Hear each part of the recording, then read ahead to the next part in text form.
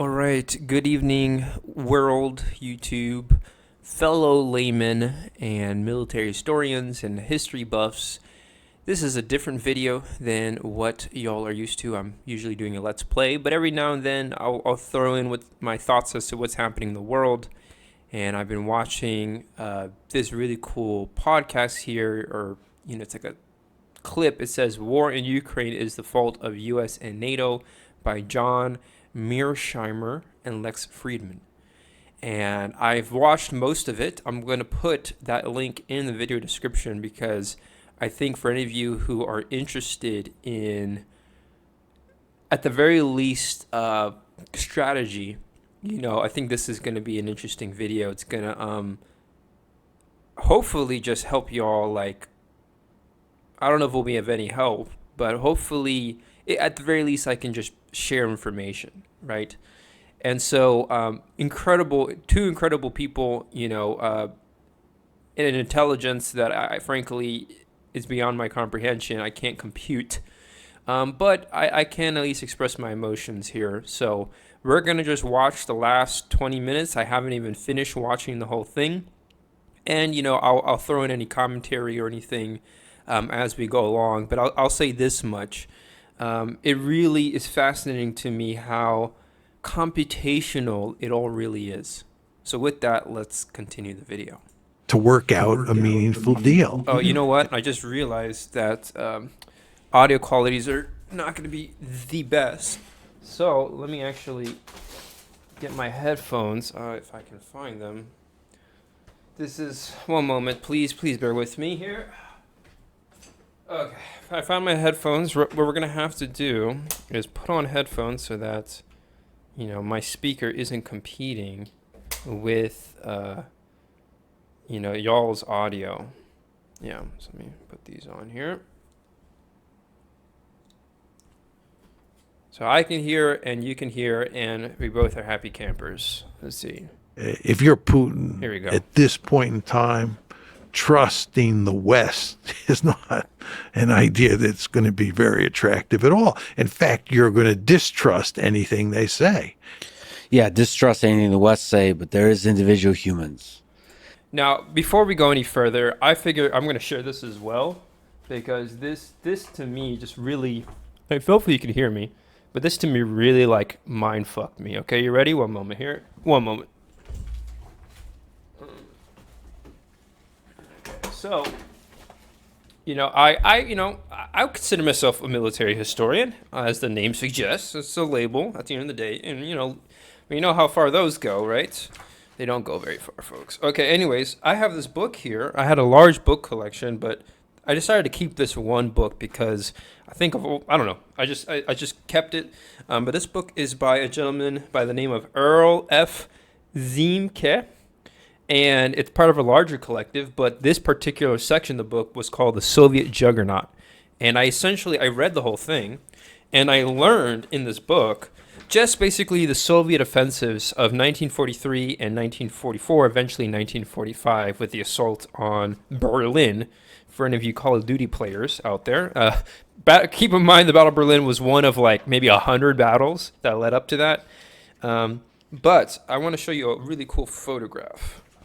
Because this book does have some pretty cool photographs. Incredible story about the Ukrainian fronts, the Soviet Ukrainian fronts that were pushing the Wehrmacht army to the west. And so, it's just a whole clusterfuck. A lot of just photos and so ons and so ons and so ons. But here, For those of us who are a little bit more optimistic, I think you'll appreciate the pretty cool-ass Soviet fighter aircraft. Really impressive machines, I have to say. This is the Yak fighter, which probably, I don't know if it's my favorite, because I played IL-2 Sturmovik, and you just don't have that much ammunition in the fighter. I prefer the LA series. The LA-7 is probably my favorite, because they have some sweet cannons. But I really want to show you a photograph of the Yalta Conference, okay? Oh, I had to show you this. This is another photo, one of my favorite photos. This was in 1943 as the Red Army is crossing the Dnieper River, which happens to be in Ukraine. Okay, and I just love how it's just this kind of weird, just ragtag group of soldiers. None of them have helmets on. I don't know why, and they're pushing these artillery guns. There's some T-34s in the background, and they're just all on some fucking convoy like Mad Max, and they're on their way on the offensive. So, you know, I just want to show you just one really cool photograph, if I can find it. It's out here somewhere. It's out here somewhere. I mean, might as well throw this one out to y'all. Here's another photograph of, this is after the Wehrmacht, right? The army left, and it says here, a Russian bell ringer shares the belfry of his village church with his sprawled former tenant, a dead German soldier. And you can see, there's a machine gunner right there, okay? So, very interesting. That was an MG42. Okay, this is the photo I wanted to show y'all. This is the Yalta conference, okay? Here. I don't know how good you can see that. I don't know how good the quality is on the camera and all this stuff. But I just want you to take a close look. You can look at the three gentlemen in the middle, but really just pay attention to the people in the background, okay? I want you to look at the way they're dressed, okay? I just can't help but notice that they're all wearing black and white suits, okay? And that really just blew my mind. You can tell who are the Russian ones because they almost all are wearing the black and white. Well, I think it's like maybe British or Americans. They got a little blue in them. They got a little gray there. They got a little bit more color in their clothing. But I just found that the men in black suits to be really fascinating to me. So with that, let's continue. The way human nature works is when you're sitting across from a person, And they're men. They're men. They're human beings. Like, what the fuck? Anyways. you can trust a human being while still distrusting the West. I mean, I believe in the power of that. I think with the right leaders, you could sit down and talk. Like override the general structural distrust of the West and say, you know what, I like this guy or gal, whatever. I do hope Zelensky and Putin sit down together and talk, have multiple talks. Just remember they were doing that in March, and the Americans came in and the British came in. Yeah. And they Damn. Also, keep in mind, they should probably just play a game of chess. You know what they should do? They should play some Eurofront. Settle it on a good old war game. How about that? scotched a potential deal. Well, I don't know much about this gentleman's background, John Mearsheimer, but I believe he calls himself a offensive realist, which it's the first time I've heard of this concept. But I have also heard of another recent concept called game theory, which is literally like basically it is like poker. It is all the mechanics to a game like poker, and holy fuck, to think that it all comes down to mathematics. Fucking A. So, anyways. the other beautiful thing about human nature, there's forgiveness and there's trying again.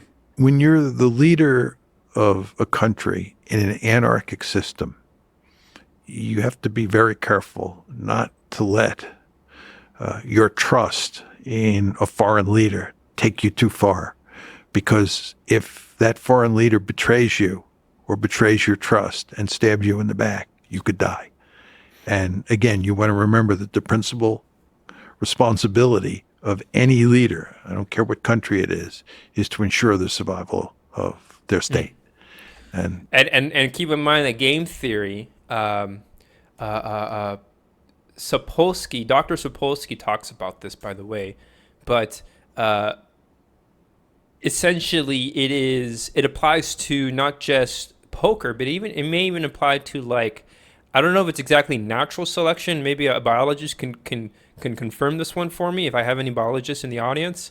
But it's essentially like, it can apply to like your prey predator model when it comes to like how animals, like how is it that you got like, population growth and like wolves and deers type analogy, or falcons and pigeons, as I was reading in Dr. Huberman's book. So anyways. that means that, trust is only going to buy you so much. And when you've already betrayed the trust of a leader. Excuse me. Did I say Dr. Huberman? I meant to say, Dr. Hoffman. My mistake. Dr. Hoffman. My mistake. You really are not going to be able to rely on trust very much to help you moving forward. Now, you disagree with that? I hope you're right. And if they can shut down the Ukraine-Russia war, it would be wonderful. If I'm proved dead wrong, that would be wonderful news. My prediction that this war is going to go on for a long time and end in an ugly way is a prediction that I don't like at all. So I hope I'm wrong. You wrote that many in the West believe that the best hope for ending the Ukraine war is to remove Vladimir Putin from power, but you... I mean, I don't know why I'm even going to share my opinion like I know what the heck I'm talking about. But if I know anything about the history of Tsarist Russia, was that it didn't really matter who was in power. There was still kind of the actual vehicle itself. The captain of the ship is one thing, very important, but the vehicle is also very relevant. And, so... argue that this isn't the case. Can you explain? Well, a lot of people thought when they were having all that trouble, the Russians were having all that trouble with Prigozhin and the Wagner group, that Putin was vulnerable and was likely to be overthrown. And what would happen is a peace-loving leader would replace Putin. I made 2 points at the time, and I would make those same 2 points now. Number one, he's not likely to be overthrown. He was not likely then to be overthrown. And I think, as long as his health holds up, I think he will remain in power. My second point is, if he doesn't remain in power and he's replaced, I would bet a lot of money that his replacement will be more hawkish and more hardline than Putin is. I actually think one could argue that Putin was too trusting of the West before the war started. And number two, I think one could argue that he has not waged the war against Ukraine as vigorously as one might have expected. He was... Okay. Just going to throw some information out here. I mean, folks, especially in our game, okay, and just studying World War II history, the scale of manpower needed to not only invade, but to occupy a nation is more than a few 100,000. It's in the millions. Something to point out. Slow to mobilize the nation for war. Not great, not terrible.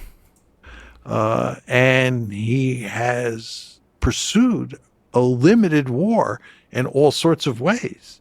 The Israelis, for example, have killed more civilians in Gaza in 1 month than the Russians have killed over 18 months in Ukraine. The idea that Vladimir Putin is in Ukraine, the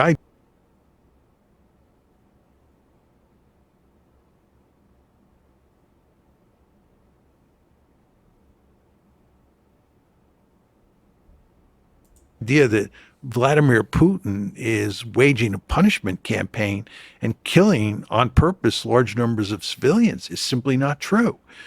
All of this is to say that... keep calm and carry on, folks. I would imagine that if Putin leaves office and someone else comes in to replace him, that someone else will be at least, if not more hardline than him in terms of waging the war, and certainly will not trust the West any more than he has. By way of advice, let me ask you, if I were to have a conversation, interview Vladimir Putin and Zelensky individually, what should I ask them? If you, me, and Vladimir Putin are having a chat, what are good ideas to explore? What are good questions to ask? What are good things to say on or off the mic, once again, that could potentially... 1, 2. 1, 2. Even slightly less than the amount of suffering in the world caused by this war. Oh, I think if you get an interview with Vladimir Putin, there's just all sorts of questions you could ask him. And my sense is that Putin is a straight My question to Putin would be, did he ever read Notes of the Underground? shooter. He's also very knowledgeable about history, and he has simple theories in his head about how the world works. And I think he would level with you, and all you would have to do is just, figure out what all the right questions are. And that would not be hard to do, right? You could ask him, why was he so foolish? This is for example, why was he so foolish as to trust Poroshenko, Hollande, and Merkel in the Minsk Accords? Why, after his famous talk at Munich in 2007, where he made it clear that he was so unhappy with the West, Damn, he looks so much younger here. Holy fuck. did he continue to, in a very important way, trust the West? Why didn't he mobilize the Russian military before late September 2022? Once the negotiations that we were talking about before involving Istanbul and Naftali Bennett, once they broke down, why didn't he immediately mobilize more of the Russian population to fight the war? Just all sorts of questions like that. And then you could ask him questions about, where he sees this one headed. What's the best strategy for Russia if the Ukrainians will not agree to neutrality, right? People like John Mearsheimer say you'll probably take close to half of Ukraine. Is that true? Does it make sense to take Odessa? And John Mearsheimer also has questions about China. Your future relationships with China. Yeah, I mean, one really important question that I would ask him is if the United States had basically not driven you into the arms of the Chinese, if there had been no war over Ukraine, and the United States had and its European allies had gone to considerable lengths to create some sort of security architecture in Europe that resulted in you, Vladimir Putin, having good relations with Ukraine, what would your relations with China be? How would you think about that? So there are just plenty of questions you could ask him. Well, hope burns eternal in my heart. I think probably in Putin's heart and Zelensky's heart, I hope. Because hope is the leap of trust that we've talked about, I think is necessary for de-escalation and for peace.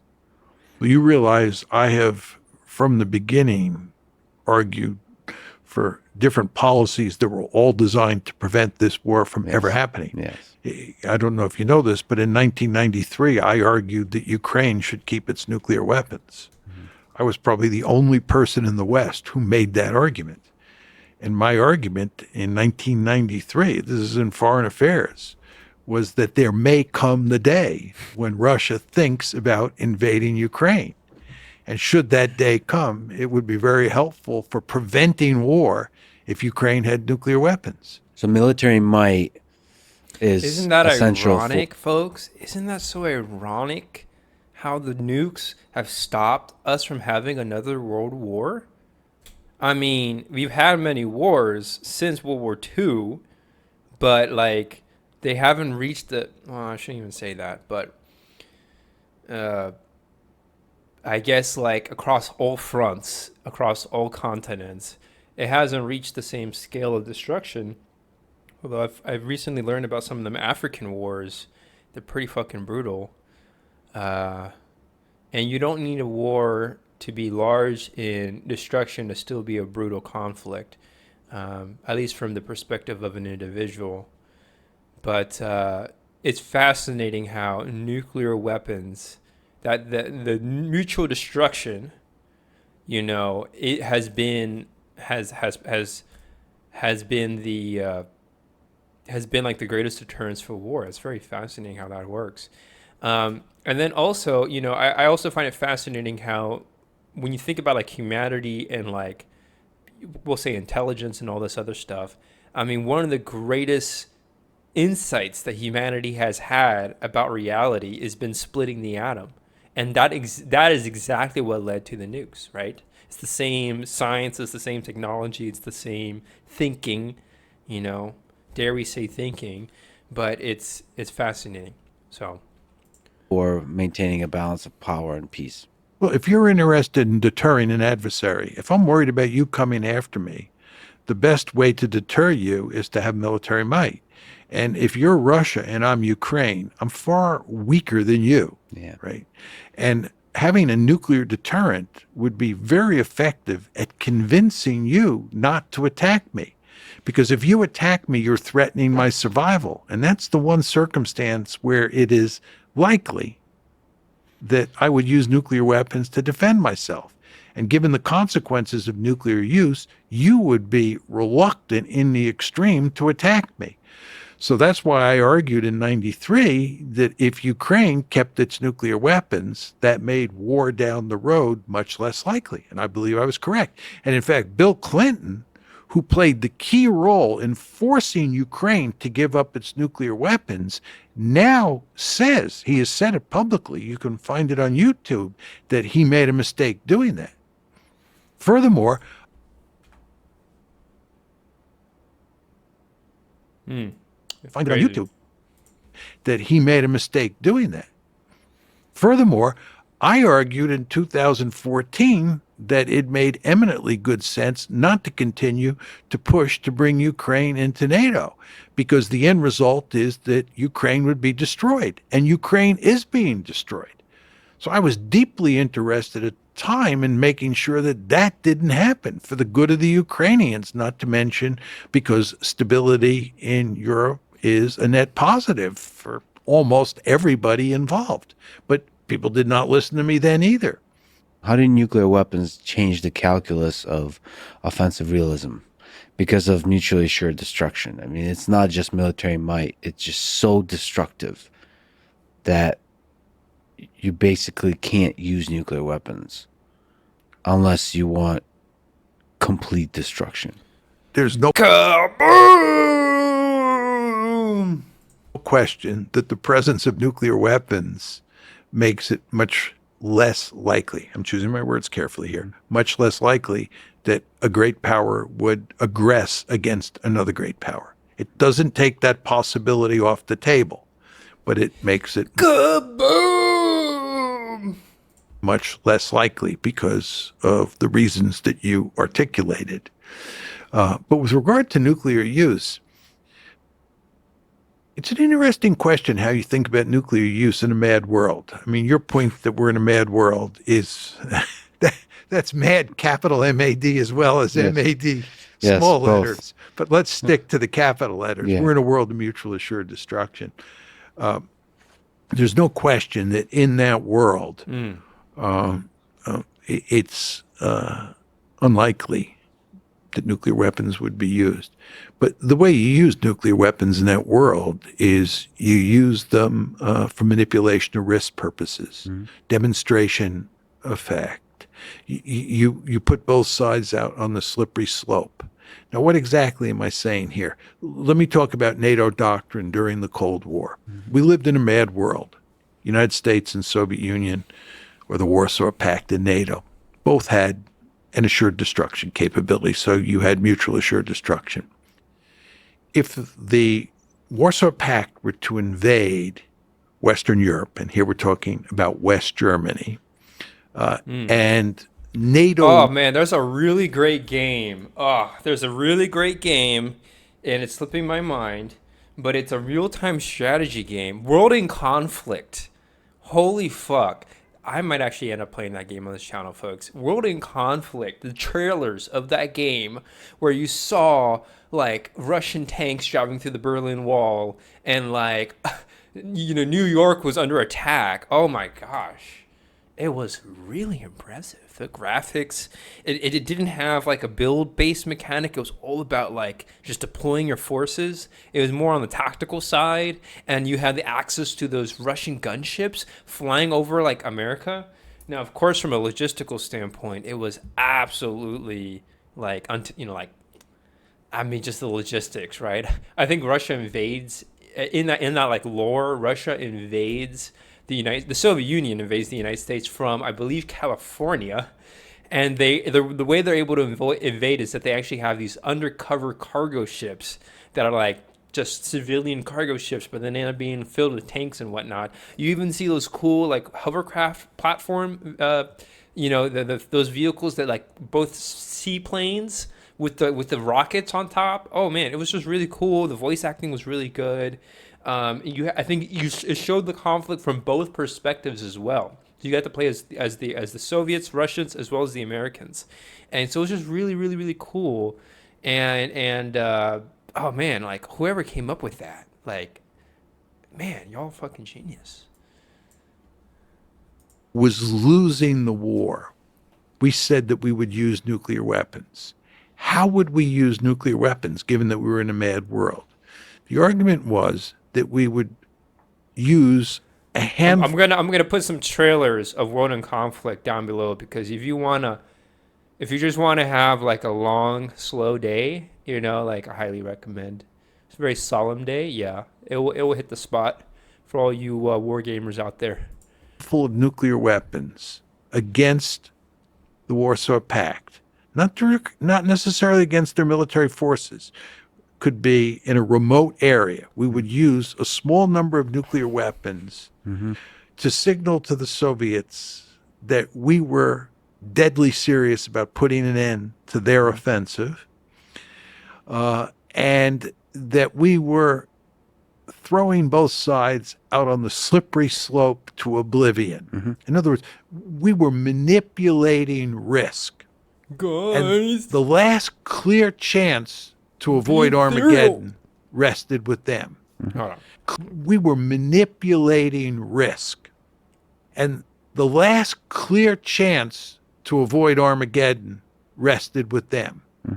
And then we would tell them that if you retaliated with a handful of nuclear weapons and you didn't cease your offensive against West Germany, we would launch another nuclear attack. We would explode a handful more of nuclear weapons, all for the purposes of showing you our resolve, right? So this is the manipulation of risk strategy, and a lot of the language I just used in describing it to you is language that Thomas Schelling invented, right? Now, fast forward to the present. If Russia were losing in Ukraine, that's the one scenario where I think where Russia would have used nuclear weapons. And the question is, how would Russia have used nuclear weapons? Again, we're assuming that the Russians are losing to the Ukrainians. I believe they would have pursued a manipulation of risk strategy. They would have used 4 or 5, 3 or 4, who knows, nuclear weapons. Maybe just one in a rural area that kills very few people. Yes, exactly. And basically, that would spook everybody. The Americans. Just the mushroom cloud. Yeah, it's because of the threat of escalation, right? Again, your point is we're in a mad world. I accept that. And if you have limited nuclear use, right, we understand hardly anything about nuclear escalation because thank goodness we've never had a nuclear war. So once you throw both sides out on the slippery slope, even if you only use one nuclear weapon in your scenario, you don't know what the escalation dynamics look like. So everybody has a powerful incentive to put an end to the conflict right away. I might add to you that there were people who believed that we would not even initiate a manipulation of risk strategy in Europe if we were losing to the Warsaw Pact during the Cold War. Both Henry Kissinger and Robert McNamara said after leaving office that they would not have done it. They would have not initiated nuclear use, even limited nuclear use. That's what we're talking about here. They would rather There was one man who comes to mind who did, and it was during the Korean War. What was his name again? But he was a famous general during that time. be red than dead, right? That was the argument. Too risky. Too risky. That's exactly right. But if they had used one nuclear weapon in your story or three or four in my story, everybody would have said, oh my God, we've got to shut this one down immediately. Folks, can you just imagine if one nuke were to go off just by accident? Just by accident. Like someone just like, I don't know, dropped like a nut bolt just falls over and just the thing accidentally goes off. Can you imagine how the world would react today if that were to happen? Okay. It hasn't happened though. There's been a lot of close calls throughout history, throughout the 20th century, Cold War, planes crashing with nuclear bombs in swamps, and like they lost the bomb in the swamp. I mean, all this stuff, right? And submarines that have sunk with nuclear payloads, like literally like a Call of Duty 4 mission, like the Call of Duty, okay? All of that, literally, like it hasn't happened. It hasn't happened. So whatever people are doing right now, some wacko, some mechanic, some technician is doing something right. At least it seems like, because given the amount of bombs that have been built. Anyways, I only tell you this story or lay out this scenario as an answer to your question of how you use nuclear weapons in a mad world, and this is the answer. This is all very we're gonna put a link description to a song as well. terrifying. Perhaps in part it's terrifying to me because I can see in the 21st century China, Russia, Israel, United States using a nuclear weapon in this way. Blowing it up somewhere in the middle of nowhere that kills maybe nobody. But I'm terrified of seeing the mushroom cloud and not knowing what, given social media, given how fast news travels, what the escalation looks like there. Just, in a matter of minutes, how the news travels and how the leaders react. It's terrifying that this little demonstration of power, the ripple effects of it in a matter of By minutes, the gods. seconds, what that leads to. By the Emperor of Maan. Because it's human emotions. It's like you see the landscape of human emotions, the leaders and the populace and the way news are reported, and then the landscape of risk, as you mentioned, shifting like the world's most intense nonlinear dynamical system. And it's just terrifying because the entirety of human civilization hangs in the balance there. And it's like this, like hundreds of millions of people could be dead. Let's just talk about this in the context of the Ukraine war. If the Russians were losing, as I said before, which is not the case anymore, but in 2022, it did look like that. If the Russians are losing and they turn to nuclear weapons, the question is, how do they use them? And they would use them in Ukraine.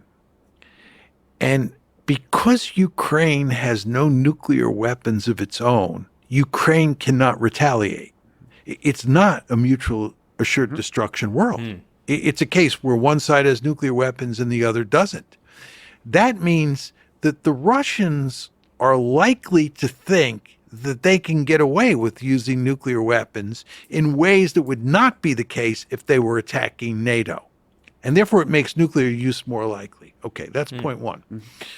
Point two is, let's assume that the... Isn't it also crazy that Chernobyl is like, I think is on the border between Belarus and Ukraine, right? Like it's right there, the whole Chernobyl thing.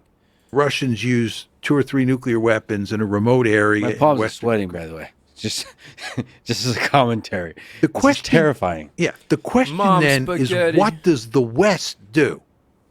Now, Macron has said, and Biden has also, I think, implicitly made this clear. We would not retaliate with nuclear weapons if the Russians were to attack with a handful of nuclear weapons in Western Ukraine. But then the question is, what would we do? Mm-hmm. And if you listen to David Petraeus, what would you do? What David Petraeus says is that we should attack the Russian naval assets in the Black Sea and attack Russian forces in Ukraine. Well, once you do that, you have a great power war. You have NATO versus Russia, which is another way of saying you have the United States versus Russia. We're now in a great power war. They have nuclear weapons. We have nuclear weapons. They've used nuclear weapons. What is the happy ending here? And just to take it a step further and go back to our earlier discussion about moving NATO up to Russia's borders, the point I made, which you surely agree with, is that the Russians are very fearful when they see NATO coming up to their border. Well, here's a case where not only has NATO come up to their border, but they're in a war with NATO right on their border. What do the escalation dynamics look like there? You know what the answer is? It's fine, folks. I got a desk. I have a good desk. Perfectly safe, okay? Who knows? That should scare the living bejesus out of you, right? And some of it could be, like you mentioned, unintended. There could be unintended consequences. There could be a Russian missile misses and hits Poland. These kinds of things that just escalate misunderstandings, miscommunications. Even nuclear weapon could be, it could have been planned to go location X and it went to a location Y that ended up actually killing a very large number of people. Speaking of which, that was part of how they actually had organized the missile, the whole game. I think that's where game theory actually was born from, was this thing of intercontinental ballistic missiles trying to strike at other missile silo targets. This is something that my history professor in high school was telling me about, and he would on the board draw these X markers, and he showed how the Russian bombs were so much more inaccurate, but they were so much bigger that it worked, while the Americans, they had much more precise strikes. It was very interesting. People, just that the escalation that happens there just happens in a matter of minutes, and the only way to stop that is communication between leaders.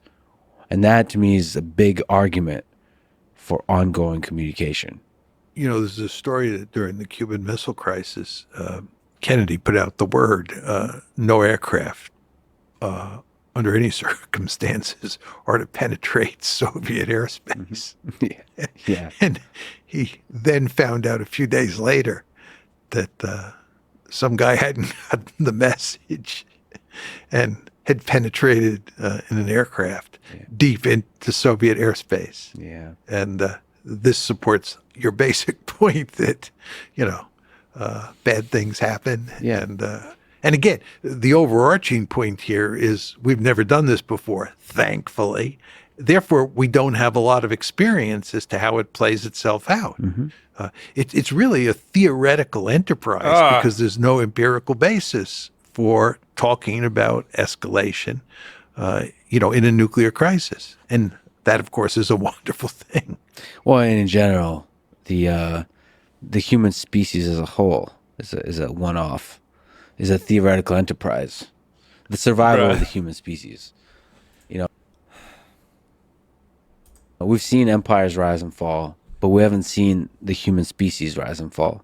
So far, it's been rising. But it's not obvious that it doesn't end. In fact, I think about aliens a lot, and the fact that we don't see aliens makes me suspect that it's not so easy to survive in this complicated world of ours. Yo. All right. On that note, fucking Lex, man. What a nut. Thank you so much for tuning in, folks. And I'll see y'all in another video. Have a nice day.